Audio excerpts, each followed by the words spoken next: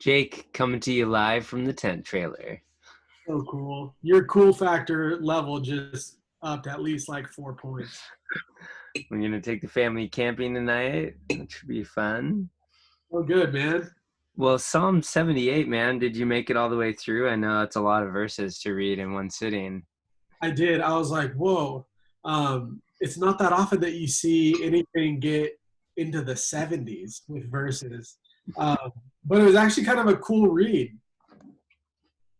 You just, Mm-hmm. so want me to keep going? Well, here, I'll do mine are quick. There were two things that I thought were interesting. One, that God, just his patience and compassion. And it's kind of cool because when you do have a long text like this, like they actually packed a ton into probably a short psalm, I would say, for how much like ground they're covering biblically, in Old Testament story. But it's like multiple times here, like there's all this sort of rebellion and then like God's patience.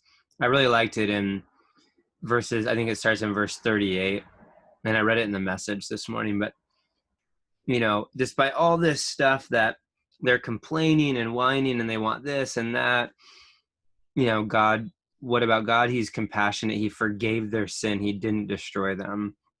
And then sort of they keep going.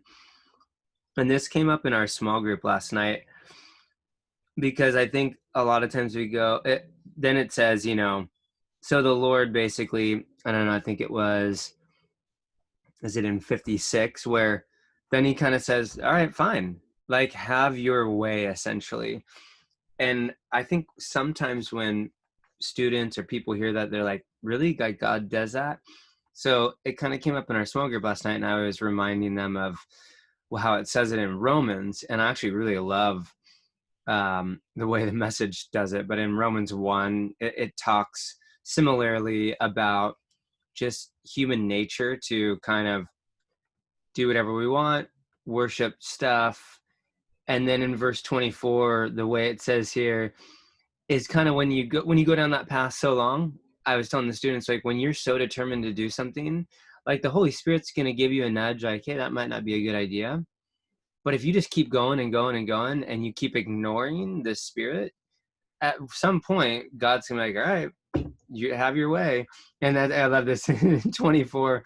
It says, so God said, in effect, if that's what you want, that's what you get. And it wasn't long before they were living in a pig pen smeared with filth, filthy inside and out. That's kind of how the Message puts it. And I thought it was interesting that you kind of saw that here in this psalm as well. It's like, man, these Israelite people just kept being determined to get what they wanted. But then the other thing that I just thought was awesome was then in 65, it's like, then the Lord decides, no, I am going to like rescue these people. I am going to help them. And it talks about establishing David, which I thought it was cool. So you get like this cool picture of God's character in Yeah, this psalm. yeah.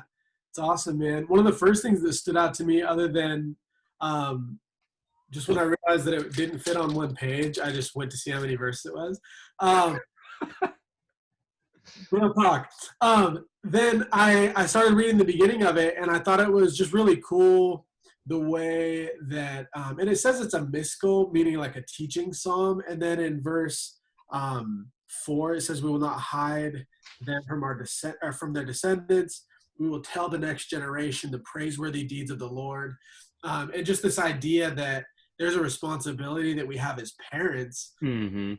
teach our children and raise them up aware of God and what he's done for us and all of this stuff. And if you're a student watching this, you're thinking, that's cool for you, old guy, but I'm a student. To that, I would just simply say that I think the best time to learn how to be a parent or a married person and all of that is before you're married and before you have children. It'd almost be like saying, I'm not going to try and learn how to play my sport, whether that's football or basketball or whatever you want to say, I'm not gonna practice or learn how to play the sport until I start my first game. Then I I'll think about driving too. Like students are just starting to drive, you know. I'm not gonna learn how to drive until I get in the car. yeah. So some of these things, at first I thought, oh well, I'll just take that for myself personally. But then I thought, no, like it's cool to begin to learn to think like a parent who follows Jesus far before you may become one. So there's that. And then also just kind of like you pointed out, man, this psalm, which kind of seems long compared to other psalms, really is incredibly short because of how much ground it covers, like you said. And it almost serves like kind of a primer on the history of Israel, which I thought was Yeah. really neat.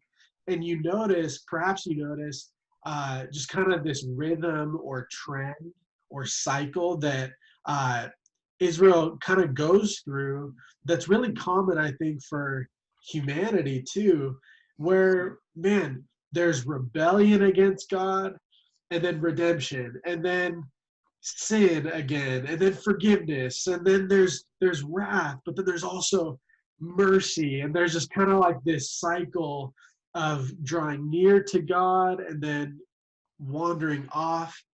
And I read this about this psalm this morning. It demonstrates how Israel was repeatedly breaking God's covenant while God was keeping it. And it just made me think of in Second Timothy, where it says that even when we're faithless, he remains faithful. And Hmm.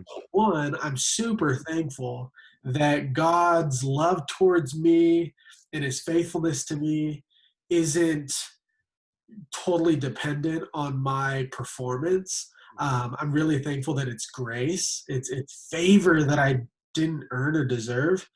And it also makes me aware that, man, when I sin, though, there's a really negative repercussion or consequence that I'm going to have to face, as is demonstrated in this psalm. And also, I love God, and I understand with this psalm, like you can tell it matters to the Lord when we wander off and get Yeah. involved in all sorts of sinful stuff. The psalm uses words like God being grieved. And Hmm. because we love God, man, we don't want to grieve him. And also, it's in my best interest to follow him and walk in his ways so that hopefully I can avoid, all of the trouble. And then that cycle, the psalmist seems to rejoice with David, because it's almost like, man, the cycle's broke, and David is leading us in righteousness and after the Lord. And it's true in a lot of ways, but right after that, if you like look into the future from the psalmist perspective, David's sons effectively led them into a ditch. And it wasn't until the son of David, or the root of David, Jesus, that the cycle was ultimately broken. We're just able to enjoy walking in the newness of life with him. So while it was initially intimidating to read, for me personally, it was like really fruitful and just Yeah. a blessing to take scriptures this morning. Totally. Well, love it, man. We, as you pointed out or asked, we're starting a new section in John today. So tomorrow, 79 in the Psalms, and then 80 on Saturday. And our new passage in John was 16 verses 16 through 24. Is that right? That's what you said. Nice. Yeah, which was really, that's gonna be a fun one too. All right, dude. Well, have a great weekend. See you on Sunday. Enjoy camping out. Thanks, man. Yeah. All right. Peace. Bye.